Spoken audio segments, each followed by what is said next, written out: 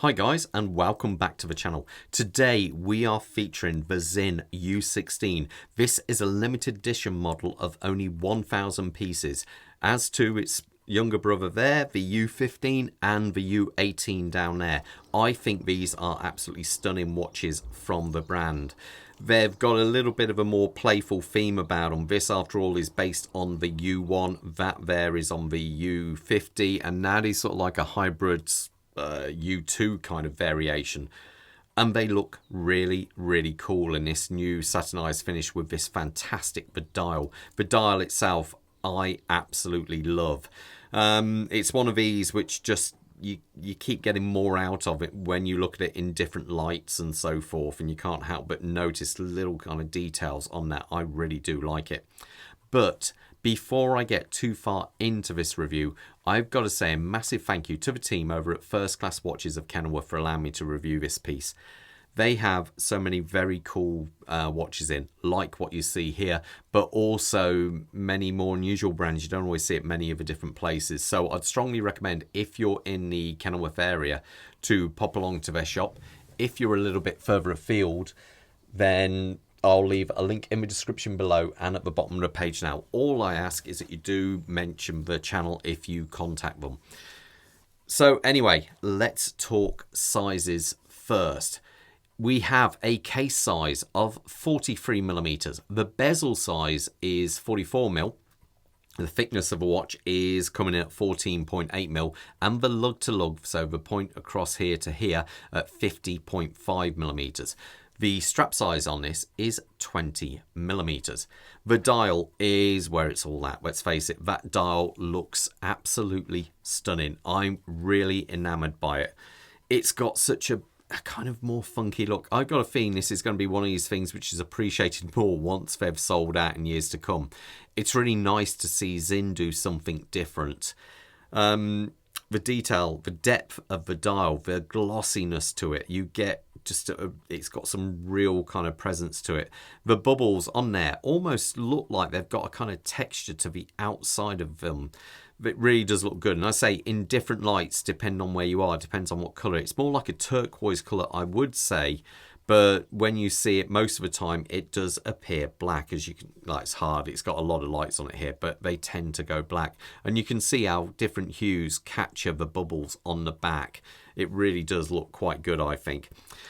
Now, the text on there, we have the typical Sinn text there, the U16. The U16 actually comes from the U-boat. It was, the steel was, the actual steel came from. That originally was a Type 206, and basically the U16 was commissioned, I think, in 73.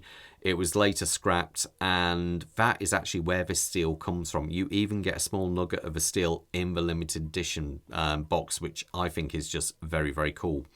You have here class 206, and the numbers down here are how many nautical miles that U-boat actually travelled. So it is very cool, and they're made in Germany down there.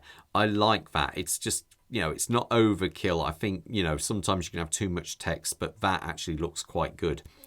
The actual hour track and minute track and hands are classic U1. They're nicknamed the Lego style hands. It's one of these, it took me years. This watch, after all, that kind of design of the hands and all that came out 20 years ago now. And it's took me all this time to really appreciate and like these. I really do now. I think they look so good. The loom on this watch is very sharp. It does look very cool. The date window over here has got an inky black background to it too, so it blends into the dial so well. Overall, I do love that dial. I don't know if you can tell. So as we come past that, we have a nice flat sapphire crystal with both AR on the inside and the outside, and then we have this bezel. Look at the graining coming out from the center there, running around. It looks so good. All these actual marks aren't just printed on, they have been recessed into the bezel. The bezel also features Sinn's case hardening tegmenting, and that makes it very, very hard to scratch. It is possible, but I have seen, we have actually tested these and scraped them against a brick concrete wall once, and the wall came off worse. There was no marks actually to the bezel. It's very, very impressive. And if you look closely, you've got these nice blue minute markers after the 15 there. It looks superb. I really do like this one. Let's have a look, listen to the action. Sounds nice, to be fair. Back plate, yes. It's, after all, based on the U1, and so you have got a fair bit of back play on there, but it does lock into position when it's there. The other thing, let's just line that back up, otherwise it will bug me. So there it is, lines up spot on. You can actually adjust these as a mechanism underneath with holes in for adjusting it, so that's why they're always going to be spot on anyway. I love the brushwork going around here, the sort of like sunburst effect coming there, and then this polished edge going on. It looks very, very cool. And as I say, this also features another technology from them, and that's called their captive bezel system. So these screws actually lock it into position. There's a small ring going around the inside of the case, and this basically locks onto that, stopping it from coming off. Also, it means that when you want to take the bezel off, if you're going to refinish it or whatever, you can unscrew it it's much more an elegant way rather than prizing it off with a case knife. The body of the watch has got this sort of like sanitized finish. Some people might say, oh, that's not very Sinn-like, it's almost shiny, but then I would like to point out that it's exactly the same finish on the Sinn 556. One advantage this carries over the bead blasted finish is you can easily bring this back to life if you were to scratch it at home. It's incredibly simple, where if it's been bead blasted, you're going to have to send it back to actually get it done properly.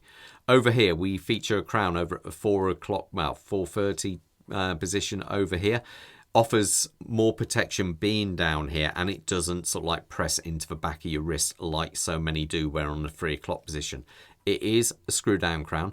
This watch, after all, carries 1,000 meters of water resistance to it, and it keeps unscrewing. There you go, and pops that air. This is a proper certified diver. So, yep, that's no problem. Nice big crown, I must say. It makes it so much easier to actually, manipulate.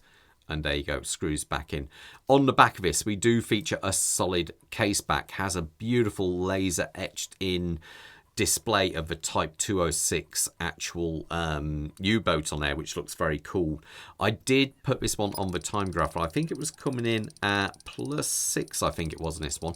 The big difference with this versus the U15, this has the SW200 movement in there. So that means 38 hours of power reserve, bidirectional winding, 26 joule, and it's a solid movement. The only thing I would recommend, and I always say this with anyone who's got an ETA 2824 or an SW200, don't overwind it. Just, give it enough winds to get it running and let your wrist do the rest. If it stops for any reason, it means generally you aren't active enough. So do keep that in mind.